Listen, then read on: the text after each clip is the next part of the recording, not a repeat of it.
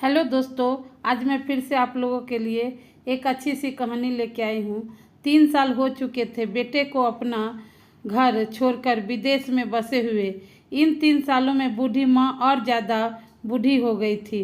75 वर्ष की उम्र में सुलोचना देवी की याददाश्त काफ़ी कमज़ोर होती जा रही थी। उन्हें रोज़मर्रा की चीज़ें याद न रहती, लेकिन जो उन्हें हमेशा याद रहता वह था उनका बेटा।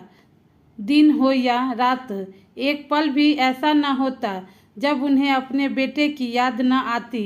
दूसरी तरफ बेटा था जो साल भर में एक आध बार अपने माँ को फ़ोन कर लिया करता और 1-2 मिनट से ज़्यादा बातें भी न किया करता। फिर भी यह बूढ़ी माँ टकटकी लगाए अपने बेटे का इंतज़ार करती रहती। एक दिन बेटे का विदेश से फ़ोन आया। हेलो हेलो, सुन रही हो ना माँ? अनिल बोल रहा हूँ, तुम्हारा बेटा। कैसी हो माँ? मैं ठीक बेटा। तुम, बहू और मेरा पोता कैसा है? माँ ने पूछा। सब अच्छे हैं माँ। मैं अगले हफ्ते गांव आ रहा हूँ माँ तुम्हें लेने। अब हम सब साथ में ही लंदन में रहेंगे। माँ तुम्हारी बहू कह रही थी माँ को यहाँ पर लेकर आओ, बेचारी अकेली वहाँ परेशान होती होगी। बेटे ने कहा। माँ की बूढ़ी सूखी आंखें आंसुओं से भीग गई। उसके कमज़ोर शरीर के नस नस में खुशी की लहर दौड़ गई। बेटे और बहू का अपने प्रति प्रेम देखकर माँ का मन खुशी से भर आया। बेटे ने आगे कहा, माँ तैयार रहना। माँ मुझे ज़्यादा दिन की छुट्टियाँ नहीं हैं। जिस से जितने पैसे लेने हैं लेकर रखना। तब तक मैं प्रॉपर्टी डीलर से बात कर लेता हूँ। घर के लिए माँ ने पूछा। हाँ माँ, गांव का घर हमें बेच देना पड़ेगा। अब हम साथ में ही रहने वाले हैं तो वहाँ पर घर रखने का कोई मतलब नहीं है। माँ बेटे ने कहा। बुढ़ापे की वजह से ठीक से चलने में असक्षम माँ ने पूरे मोहल्ले में घूम कर अपनी इस खुशखबरी को सबको सुनाया। सभी को खुशी हुई। सबको लगा माँ जी के आखिरी दिन अपने परिवार के साथ खुशी से बीत जाएंगे। घर वापस आकर माँ ने अपने घर के कोने कोने को ऐसे देखा जैसे वह अपने दूसरे बेटे को देख रही हो। देखे भी क्यों न, उस घर को अपने बेटे से कम थोड़ी समझा था। अपने पति के साथ 40 साल यहीं तो बिताए थे, लेकिन अब मजबूर थी बुढ़ापे के आखिरी साल बेटे और बहू के साथ बिताना चाहती थी। दिल पर पत्थर रखकर घर बेचने के लिए माँ तैयार हो गई। आनन फानन में बेटे ने घर को आधे दाम पर बेच दिया। माँ ने ज़्यादा नहीं, लेकिन जिन चीज़ों से दिल लगा था उन चीज़ों को समेटा और बेटे के साथ टैक्सी में बैठकर एयरपोर्ट के लिए चली गई। एयरपोर्ट पर आकर बेटे ने माँ से कहा, माँ तुम यहाँ बेंच पर बैठो, मैं सामान और बोर्डिंग पास की जांच कराकर आता हूँ। वहाँ वक्त लगता है और खड़ा रहना पड़ता है, तुम्हें तकलीफ़ होगी, तुम यहीं आराम करो। मैं यूँ गया और यूँ आया। माँ बेंच पर बैठ गई और बेटा अंदर चला गया। काफ़ी समय हो गया, बेटा वापस नहीं लौटा। माँ सोचने लगी शायद भीड़ होगी इसीलिए देर लग रही होगी। अंधेरा होने को आया।